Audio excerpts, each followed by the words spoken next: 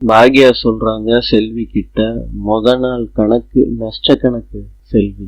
2 கிலோமீட்டருக்கு எந்த ஒரு நல்ல ஹோட்டலும் இல்லை, பார்த்துதான் ஆரம்பிச்சோம். அமிர்தா சொல்றாங்க, வேற என்ன பிரச்சனையா இருக்கும், ஏன் எல்லாரும் வரல அப்படின்னு பாக்யா கிட்ட கேக்குறாங்க. இன்னும் 2-3 நாள் பார்ப்போம், அப்ப ஏன் ஆளுக வரலாட்டி என்னன்னு யோசிப்போம் அப்படின்னு பாக்யா சொல்றாங்க.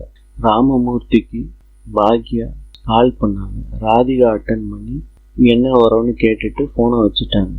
ராமமூர்த்தி கிட்ட ராதிகா சொல்றாங்க, நீங்க மாத்திரை சாப்பிடணுமா, சாப்பிட்டுருங்க, சாப்பாடு ஹாட் பாக்ஸ்ல வச்சிருக்காங்களா, அத சொல்ல சொன்னாங்க ராதிகான்னு சொல்றாங்க ராமமூர்த்தி கிட்ட. அவ எங்க போனாலும் வீட்டு நினைப்பாவே இருப்பா பாக்கியா. ராதிகா சொல்றாங்க, சாப்பிடுறீங்களா மாமா? சாப்பிடுறேன்.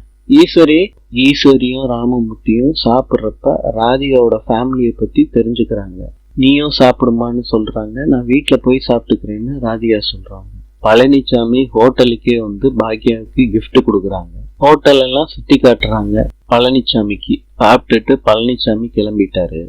பாக்யா வீட்டுக்கு வரும்போது பஸ் ஸ்டாப்ல ராதிகாவோட பொண்ணை பாக்குறாங்க. மம்மிக்கு போன் பண்ணேன், நாட் ரீச்சபிள்னு வருது, அதனாலதான் உங்க வீட்டுக்கு வந்துட்டாங்களான்னு நான் இங்க பாத்துக்கிட்டு இருந்தேன்.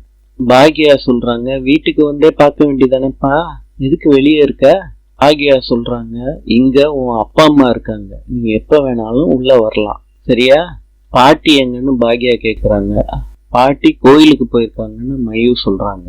பாக்யா சொல்றாங்க மயூ கிட்ட, நான் உனக்கு வாங்கி கொடுக்குறேன், நைட்டு இந்த மாதிரி தனியாலாம் நிக்க கூடாது, சரியா அப்படின்னு கூட்டிட்டு போறாங்க வீட்டுக்கு. ஈஸ்வரி கேக்குறாங்க பாக்யா கிட்ட, இவருக்கு உன் கூட வரா? நாளை பார்க்கலாம். 15/3/2024 பங்குனி 2 மார்ச் வெள்ளிக்கிழமை.